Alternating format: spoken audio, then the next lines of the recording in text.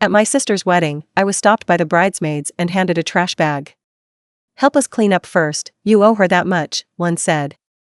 I was humiliated in front of everyone while she watched and laughed.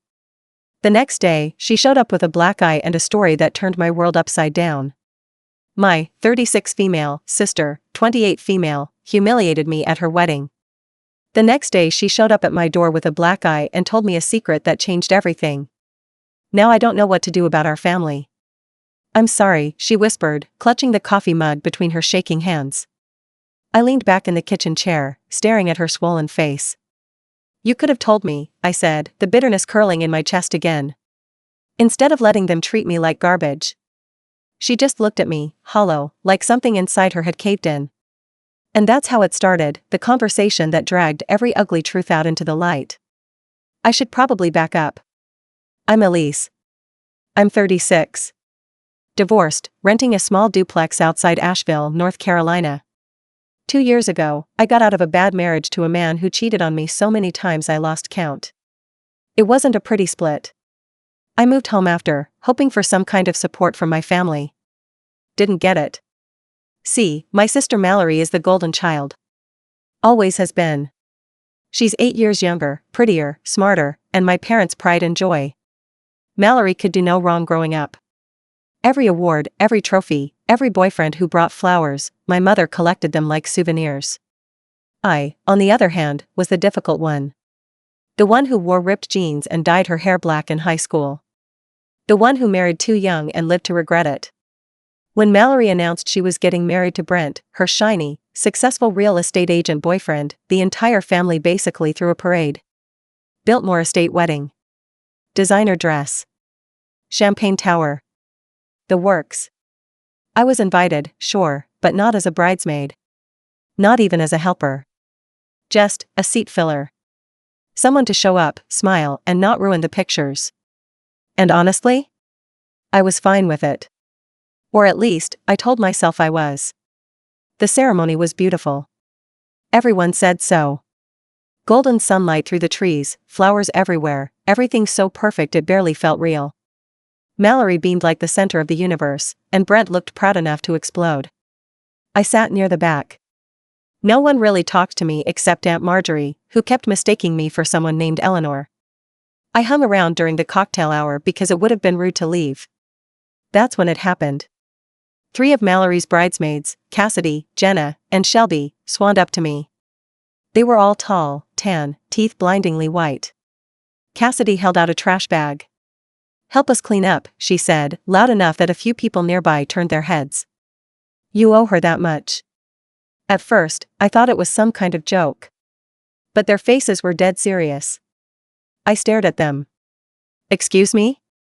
"You know what you did," Jenna said, sneering. "After everything Mallory's had to forgive you for, the least you can do is help." I glanced toward Mallory. She was standing maybe 15 feet away, watching. She lifted her champagne flute, smiling behind it, and then, she laughed. A short, sharp sound. I felt my face burn. A few people were openly staring now. Some whispering. I dropped the trash bag at my feet and walked away. Didn't stay for the speeches. Didn't stay for the first dance. Just got in my car, drove back to my empty duplex, and cried so hard my throat hurt. I told myself it didn't matter. Mallory had always made it clear who she was. I should have expected it. But it did matter. It cracked something in me I didn't even realize was still holding together. The next morning, there was a knock at my door. I almost didn't answer it. My head was pounding, my eyes swollen. I figured it was just a neighbor or a package delivery. Instead, it was Mallory. She looked awful. Hair a mess. Makeup smudged. And worst of all, a black eye, ugly and purpling on her pale face. Without waiting for an invitation, she pushed past me into the house. Sat down heavily on the couch like she couldn't hold herself up anymore. I stood there for a second, stunned. Then finally closed the door and followed her. Neither of us said anything for a long time. Finally, she broke the silence. "He hit me," she said. I felt my stomach drop. "Brent?" I asked, even though it was obvious. She nodded. "Last night. After the reception." I sat down across from her, heart hammering against my ribs. Apparently, after the reception, after the guests left and the glitter settled, Brent and Mallory had their first real fight as husband and wife. It started over nothing. He didn't like the way she was flirting with the groomsmen. She insisted she wasn't. He accused. She snapped. He shoved her into a wall. And then, for the first time, he hit her. She told me, in a low voice, that it wasn't the first time he'd gotten physical. It had started months ago. Little things at first, grabbing her arm too hard during an argument, slamming doors inches from her face. Then the shouting. The insults. The constant, grinding control. But she thought she could fix it. That it would get better after they got married. That was what everyone told her, after all. Marriage would settle him down. Instead, it made it worse. I listened, my hands clenched so tightly my knuckles ached. And you let them humiliate me yesterday, I said quietly, when she finished. Mallory looked down at her coffee mug. I didn't know what else to do, she said. I thought, if everyone saw you as the screw-up, they wouldn't look too closely at me. The words hit me harder than I expected. Somewhere, deep down, I'd always known that was part of it. But hearing her admit it made it real in a way I wasn't ready for. I didn't answer her. I didn't have the energy. Instead, I got up, grabbed my car keys, and told her I was taking her to a hotel. She didn't argue. We didn't talk much on the drive. Mallory stared out the window, sunglasses hiding her black eye. I could see her biting the inside of her cheek, the way she always did when she was trying not to cry. I checked her into a cheap hotel under a fake name. Gave her some cash. Made sure she locked the door behind me. She didn't thank me. I didn't expect her to. Driving home, I felt like I was floating outside my own body. None of it felt real. Not the wedding, not the humiliation, not the way my sister had crumpled into a pile of broken pieces on my couch. I slept maybe 2 hours that night. The fallout came fast. Mallory filed for divorce. Brent's family lost their minds. My parents, predictably, blamed me. Said I poisoned her against Brent. Said she was throwing away a good marriage over a couple of arguments. I stopped answering their calls. Mallory moved into a small one-bedroom in West Asheville. Got a job teaching yoga. Cut her hair short. Dyed it dark. She's different now. Quieter. Softer around the edges. We still have a lot to work through. Some days are good. Some days I catch her looking at me like she still expects me to throw all her mistakes back in her face. But I don't. I know what it's like to carry shame so heavy it warps your whole world. Maybe that's why, when she showed up at my door that morning, bruised, broken, I couldn't turn her away. Because once, not that long ago, I needed someone too. And there was no one. The weeks after Mallory moved into her new apartment were some of the hardest I can remember. It wasn't just the logistics, helping her buy cheap furniture off Facebook Marketplace, driving her to appointments with a divorce lawyer who looked about 12 years old, standing in long lines at the DMV so she could change her last name back. It was everything else. The silence. The way the air got thick between us whenever the subject of the wedding came up. Some nights she would come over, and we'd sit on my lumpy couch with old movies playing in the background, neither of us really watching. She'd pick at the hem of her sweater, staring at nothing, and I'd pretend not to notice when she wiped at her eyes. I wanted to ask her a million things, why she didn't tell me sooner, how many times it had happened, what exactly she was thinking that night when she stood there and laughed while her bridesmaids handed me that trash bag. But I didn't. I learned, slowly, that sometimes you just sit there. You make space. You keep breathing. About 3 weeks after she moved out, Mallory finally cracked open a little. We were at a diner off Hendersonville Road, one of those places where the coffee is always burnt and the pie is always perfect. She stirred her spoon in her coffee for so long the waitress came by twice to see if we needed anything. Out of nowhere, Mallory said, "You know, I thought about running that night." I blinked, caught off guard. "After he hit you?" She nodded, not looking at me. "I thought, if I could just get to you. If I could just find you before you left." Her voice cracked a little. She cleared her throat and went back to stirring. "But I couldn't find you." And then he was right there, grabbing my arm, smiling like nothing had happened. And I just froze. She finally looked up, eyes shining. "I'm sorry," she said again, like it was the only thing she knew how to say. I swallowed the lump in my throat. My hands were shaking a little under the table, so I tucked them into my lap. It was easy to hate her that day at the wedding. It was harder now, sitting across from someone who wasn't shining and perfect but small and scared and human. Meanwhile, the family drama was ramping up. My parents refused to even say Mallory's name out loud. They referred to her as your sister like it physically hurt them to acknowledge her existence. My mother sent a long, furious email about how girls these days give up too easily and how no marriage is perfect. "Elise, you should know that." I didn't answer it. At first, Mallory tried to smooth things over. She called. She left messages. She showed up at their house with a store-bought cake and an apology written on a card she never ended up giving them. They turned her away at the door.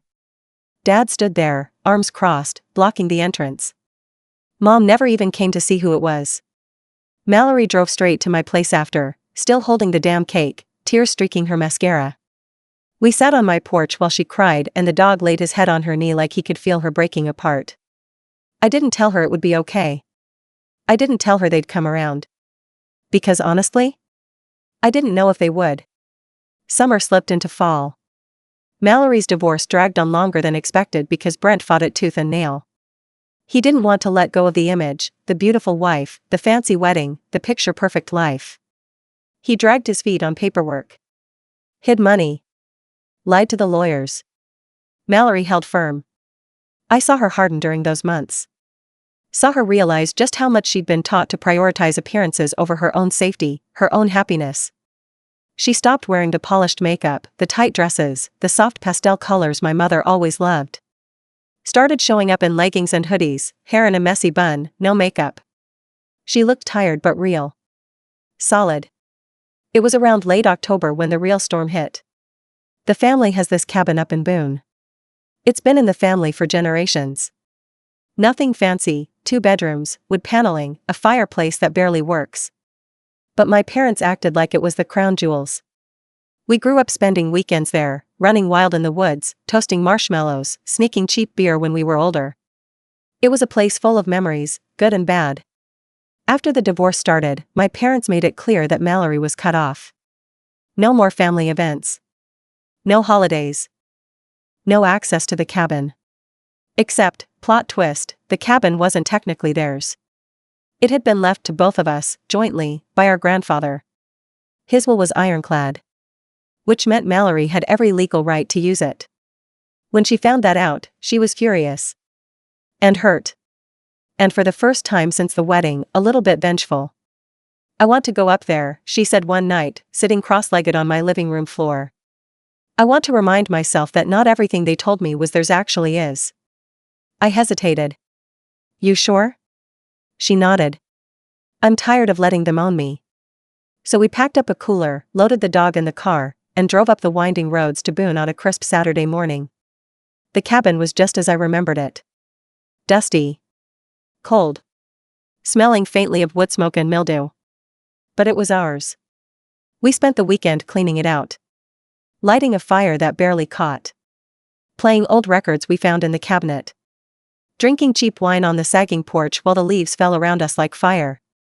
For the first time in months, Mallory laughed, a real laugh, not the brittle one she used to wear like armor. I watched her and thought about how easy it would have been for things to stay broken between us. How close we'd come to never finding our way back. We stayed at the cabin through Sunday afternoon. It wasn't perfect. The pipes made strange noises. The mattress springs jabbed through the old fabric. We ran out of coffee halfway through the first morning and had to drink instant stuff Mallory found in the back of a cabinet that tasted vaguely like cardboard. But none of that mattered. We needed the silence. The distance from everything. Mallory was quieter up there, more at ease. I caught her sitting on the porch more than once, just staring out at the trees, not on her phone, not fidgeting, just breathing. It was the first time I realized how long it must have been since she'd felt safe anywhere. We packed up late Sunday, still smelling like smoke and dust, still with leaves in our hair. We were laughing about some dumb memory from high school, her breaking Dad's windshield trying to parallel park, when Mallory's phone buzzed. The color drained out of her face as she looked at it. "What is it?" I asked. She turned the screen toward me. It was a text from my mother. How dare you trespass? You've made your choice. You're no longer welcome here. Another text followed almost immediately. You disgust me. Mallory's hands were shaking. I gently took the phone from her and put it face down on the dashboard. We didn't talk much after that on the drive home. The fallout hit like a BMB. The next morning, I woke up to about 20 missed calls. Half from my parents, half from random family members I barely talked to anymore. Apparently, word had gotten out fast. Mallory had broken into the cabin that she legally owned half of and disrespected the family legacy. Mom's side of the family, the ones who always worshipped appearances, were completely losing it. Aunt Jean posted something vague and passive-aggressive on Facebook about people who betray their blood for a cheap thrill. Mallory barely left her apartment for days after that. I tried to get her to come over. To get out. But I could see it settling back onto her shoulders, that old guilt, the deep-rooted belief that if enough people were mad at her, she must deserve it. One night she finally showed up at my door, soaked through from the rain, her eyes wide and raw. I feel like I don't exist anymore, she said, standing in my kitchen with water dripping from her hair. You exist, I said. They just don't get to decide who you are anymore. She didn't say anything, but she stayed the night. Fell asleep on my couch wrapped in an old quilt from when we were kids. About a week after that, things got worse. We got a formal letter from my parents' lawyer. They were trying to force a sale of the cabin. Technically, they couldn't, not without both our signatures. But they could make things miserable. Drag us through court. Cost us money we didn't have. Mallory looked defeated when she read it. Like she didn't have any fight left. I'll just sign, she said, voice flat. I'll give it up. It's not worth it. I snapped. Don't you dare, I said, louder than I meant to. They don't get to keep everything. She looked at me, startled. Maybe it was the first time she realized how angry I was for her. Not at her, for her. I'm tired, she whispered. I know, I said. But you're not alone this time. We sat there for a long time, the old letter sitting between us like a wound we couldn't stitch shut. Eventually, we found a lawyer who agreed to help us pro bono. Some old friend of Mallory's from college who had a grudge against my dad for reasons I didn't ask about. It turned into a slow, grinding war of paperwork and waiting.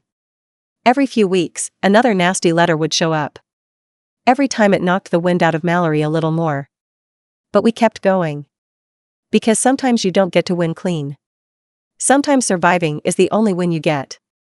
One afternoon, about 2 months into the legal mess, I came home from work and found Mallory sitting on my front steps, hugging her knees to her chest. Got a call, she said when she saw me. Good news or bad? I asked, bracing myself. She gave a watery smile. Good. Turns out, the lawyer had found a loophole. Some wording in the original will that basically made it impossible for my parents to force a sale unless both of us agreed in writing. Which we didn't. Which meant they were screwed. Mallory laughed, a real, bright laugh, for the first time in weeks. Then she started crying, sitting right there on my porch in the cold, laughing and crying at the same time. I sat down beside her, and for once, it felt like we were on the same side of the world. Of course, the win came with consequences. We were officially outcasts now. Invitations to family events stopped coming. Holiday group texts went silent. My mother posted a long, dramatic Facebook status about losing a daughter to the world and how money poisons love. It got about 50 likes and a lot of hugs comments from people who didn't know the half of it. Mallory unfriended her the same day. I watched her do it. She hesitated for maybe half a second, thumb hovering over the button, and then clicked. It was small. Stupid, even. But it was a moment. A choice. We spent Thanksgiving alone that year. Just me, Mallory, and my dog, Charlie. I made a turkey way too big for the three of us. She brought a pumpkin pie she'd baked herself. We watched bad Christmas movies and drank cheap wine and didn't talk about who wasn't there. It hurt. Of course it hurt. But it also felt good in a strange, aching kind of way. Like maybe, just maybe, we were starting to build something real. Something that wasn't based on duty or guilt or pretending. Something that might actually last. Winter settled in over Asheville hard that year. The holidays passed without a word from my parents. No cards, no calls. Just a cold silence, thick enough to choke on. Mallory handled it better than I expected. She kept busy, started teaching more yoga classes, picked up a side job helping out at a bookstore. She even started dating again, though she kept it low-key. No one serious. I could see her piecing herself back together one cracked shard at a time. Then, sometime in late January, the message came. It was from Aunt Marlene, my dad's older sister, who had mostly stayed neutral through all the drama. She sent me a simple, clipped text, family meeting. February 2nd. Be there. It's important. Mallory got the same one. We stared at the messages, then at each other. I'm not going, Mallory said immediately. You should, I said. We both should. She gave me a look like I was crazy. But I saw something else flicker across her face too, curiosity. So we went. The meeting was at my parents' house. The same brick colonial I grew up in, with the same ugly green shutters and the cracked driveway Dad always swore he was going to fix but never did. Walking up the steps felt like walking into a grave. Inside, most of the family was already there, cousins, aunts, uncles. Some people gave us tight, uncomfortable nods when we came in. Others just looked away. Mom sat rigid on the couch, arms folded like a judge waiting to pass sentence. Dad stood behind her, stone-faced. I spotted Brent's parents too, which made my stomach turn. Mallory's whole body went stiff beside me. I reached out and brushed her hand, a small, quick squeeze. She didn't pull away. Aunt Marlene stood up. She cleared her throat and said, "It's about the estate." Dead silence. Apparently, after the cabin debacle, my parents had decided to rearrange some things. Specifically, they planned to change the will, cutting Mallory and me out entirely. Everything would go to Brent's family. That was the plan. Except, they had made a mistake. A big one. Turned out, Grandpa's will had more strings attached than anyone realized. It wasn't just the cabin. There was a trust, a sizable one, tied to the property. And the trust had strict conditions. The heirs had to maintain the cabin as a family retreat open to all descendants, or the trust would revert to charity. If the property was sold or the conditions were violated, the entire estate, every penny, would be forfeited. In other words, by trying to freeze us out and force a sale, my parents had triggered a clause that risked everything. Millions. Grown adults started shouting immediately. A full-on screaming match. Aunt Marlene laid it out, cold and calm. If Mallory and I didn't agree to keep the cabin in the family and sign off, the whole estate was gone. Not just ours. Everyone's. Cousins who had been snubbing us for months suddenly started pleading. Crying about family unity. Saying it was water under the bridge. Even my mother, forced out a brittle smile and said, "We all make mistakes. Let's not dwell on the past." Mallory looked at me. I looked at her. And for the first time maybe ever, we were completely, perfectly in sync. I stood up. Mallory stood up. And I said, clear and steady, "No." You could have heard a pin drop. The screaming that followed didn't move us. Dad called me selfish. Mom sobbed about how she raised me better than this. Brent's father muttered something about ungrateful little bitches. Mallory didn't flinch. Neither did I. We turned and walked out of that house together, leaving them in the wreckage they built. The next day, our lawyer filed the final paperwork. The trust defaulted to charity. The cabin was donated to a non-profit that runs camps for underprivileged kids. The entire estate, every house, every stock, every account, was gone. Poof. My parents had to sell the big brick house to cover legal fees. They moved into a cramped condo 2 towns over. Brent's family got nothing. Not a dime. Word spread fast. Family members who used to post photos of big holiday feasts and beach vacations suddenly went quiet online. Mallory and I? We celebrated by driving up to Boone one last time to see the cabin before the nonprofit took over. We sat on the porch, watching the sunset bleed across the mountains, drinking cheap wine from paper cups. "You know," Mallory said, smiling a little, "I thought I'd feel guilty." "Do you?" I asked. She thought about it for a second. "No," she said. "Neither did I. Because the truth was, they didn't lose the estate because of us. They lost it because they couldn't imagine a world where we wouldn't crawl back begging. And we didn't. We stood up, we walked away, and we never looked back.